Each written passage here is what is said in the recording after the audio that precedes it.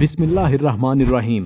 السلام علیکم، میں ہوں ساجد ہاشمی اور آپ دیکھ رہے ہیں RJ Sajid Hashmi YouTube channel.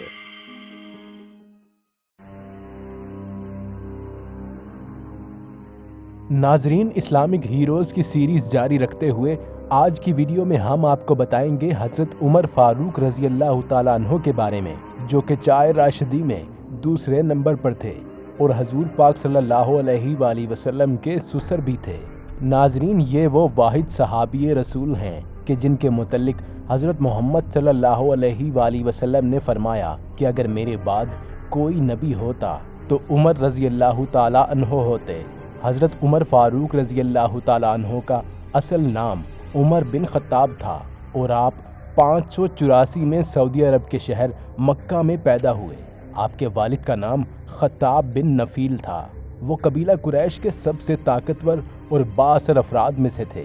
اپنی جوانی میں حضرت عمر رضی اللہ تعالیٰ عنہ مکے کے قریب میدانوں میں اپنے والد کے اونٹوں کو چراتے تھے۔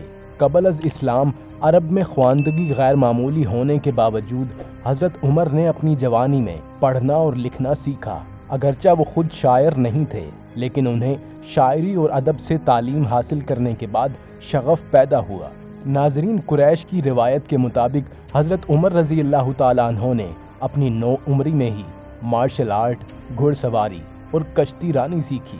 حضرت عمر فاروق رضی اللہ تعالیٰ عنہ مکے میں بنو عدی قبیلے میں پیدا ہوئے تھے، جو قبائل کے درمیان ثالثی کا ذمہ دار تھا۔ وہ ایک ہونہار خطیب بھی تھے اور اپنے والد کے انتقال کے بعد آپ رضی اللہ تعالیٰ عنہ نے قبائل کے درمیان ثالث کے طور پر اپنے فرائض انجام دیے۔ حضرت عمر رضی اللہ تعالیٰ عنہ بعد ازاں ایک تاجر بن گئے اور انہوں نے روم اور فارس کے کئی سفر کیے، جہاں کہا جاتا ہے کہ انہوں نے مختلف علماء سے ملاقات کی اور رومن اور فارسی معاشروں کا تجزیہ کیا۔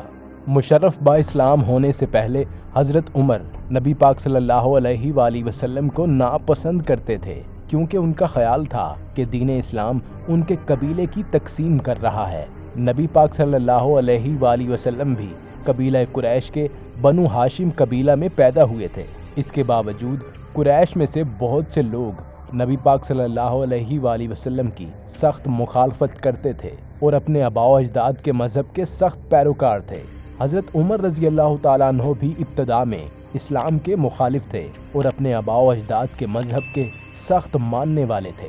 ناظرین کرام، مورخین نے حضرت عمر فاروق رضی اللہ تعالیٰ عنہ کا ایک مشہور واقعہ بیان کیا ہے کہ ایک مرتبہ آپ رضی اللہ تعالیٰ عنہ نے اسلام کو ختم کرنے کا سوچا اور رسول اللہ صلی اللہ علیہ وآلہ وسلم کو نعوذ باللہ قتل کرنے کے ارادے سے اپنے گھر سے نکلے۔ اس سے قبل وہ پہلے اپنی بہن اور ان کے شوہر حضرت خباب سے ملنے گئے، کیونکہ حضرت عمر رضی اللہ تعالیٰ عنہ نے اپنی بہن اور ان کے شوہر کے اسلام قبول کرنے کی بہت سی افواہیں سنی تھیں۔ اس زمانے میں قبیلہ قریش گروہوں میں بٹ گیا تھا اور حضرت عمر فاروق رضی اللہ تعالیٰ عنہ قریش میں ہم آہنگی اور اتحاد پیدا کرنا چاہتے تھے، اور یہ ہرگز نہیں چاہتے تھے کہ نئے دین کی وجہ سے ان کا قبیلہ قریش مزید بٹے۔ لیکن جب انہیں معلوم ہوا کہ ان کی اپنی بہن نے اسلام قبول کر لیا ہے، تو وہ افواہوں کی حقیقت کی تصدیق کرنے کے لیے اپنی بہن کے گھر گئے۔ جب وہ اپنی بہن کے گھر میں داخل ہوئے تو وہ قرآن پاک کی آیات کی تلاوت کر رہی تھیں اور انہوں نے قرآن چھپا لیا۔ حضرت عمر فاروق رضی اللہ تعالیٰ عنہ نے پوچھا کہ وہ کیا پڑھ رہی ہیں، تو انہوں نے اللہ کی مقدس کتاب پڑھنے کا بتایا۔ آپ رضی اللہ تعالیٰ عنہ نے کہا کہ مجھے وہ ورق دکھاؤ کہ جس پر یہ کلام لکھا ہے۔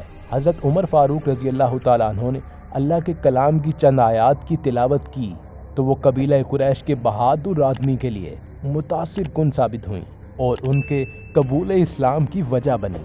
انہوں نے اپنی بہن کو اپنے اسلام قبول کرنے کے فیصلے کے بارے میں بتایا تو حضرت خباب کمرے سے باہر آئے اور کہا کہ اللہ نے نبی پاک صلی اللہ علیہ وآلہ وسلم کی دعا قبول فرما لی ہے۔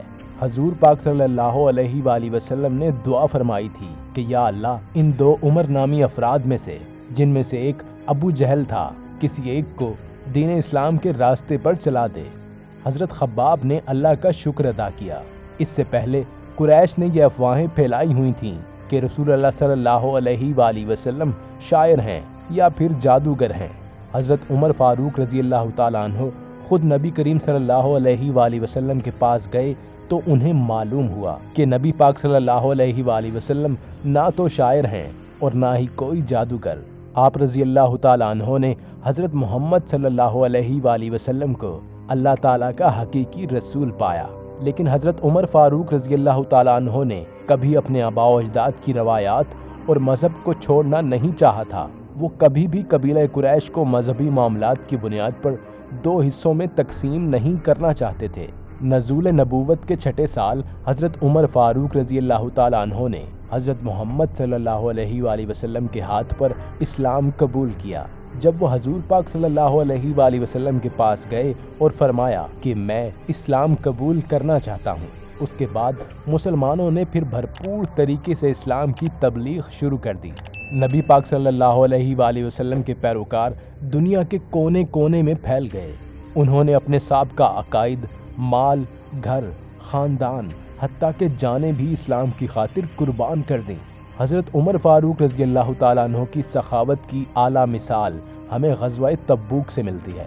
حضور پاک صلی اللہ علیہ وآلہ وسلم نے جب بازنطینی سلطنت کے خلاف اللہ کے حکم سے جنگ کا اعلان کیا تو حالات مالی طور پر کافی نازک تھے۔ حضور پاک صلی اللہ علیہ وآلہ وسلم نے لوگوں کو اس جگہ کی مسافت بتائی۔ آپ صلی اللہ علیہ وآلہ وسلم نے مجاہدوں کو صاف صاف بتا دیا کہ یہ قحط اور قلت کا دور ہے اور دشمن کی تعداد بہت زیادہ ہے۔ ہر طرف قحط اور قحط تھا۔ جنگ میں حصہ لینے والے زیادہ تر مجاہدین کے پاس اسلحہ خریدنے اور جنگی تیاریوں پر خرچ کرنے کے لیے پیسے نہیں تھے۔ رسول اللہ صلی اللہ علیہ وآلہ وسلم نے امیر مسلمانوں سے جنگی تیاریوں اور ساز و سامان کے لیے مدد کرنے کو کہا۔ عمرہ مسلمانوں نے اس پکار کا فوراً جواب دیا۔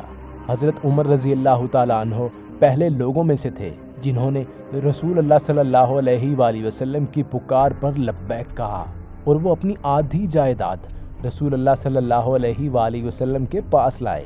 رسول اللہ صلی اللہ علیہ وآلہ وسلم نے پوچھا، اے عمر، تم نے اپنے گھر والوں کے لیے کیا چھوڑا ہے؟ حضرت عمر رضی اللہ تعالیٰ عنہ نے کہا، جتنا میں آپ کے پاس لایا ہوں۔ تو ناظرین، آج کے لیے اتنا ہی۔ اسی سلسلے کی مزید معلومات کے ساتھ کل پھر اگلی ویڈیو کے ساتھ حاضر ہوں گے۔ آج آپ سے اسی درخواست کے ساتھ اجازت چاہیں گے کہ اگر آپ کو ہماری یہ کاوش پسند آئی ہو تو براہ مہربانی ہمارے چینل کو سبسکرائب کیجیے اور بیل آئیکن کو بھی ضرور پریس کر لیجیے گا تاکہ ہماری آنے والی ہر نئی ویڈیو کی اپڈیٹ آپ تک پہنچ جائے۔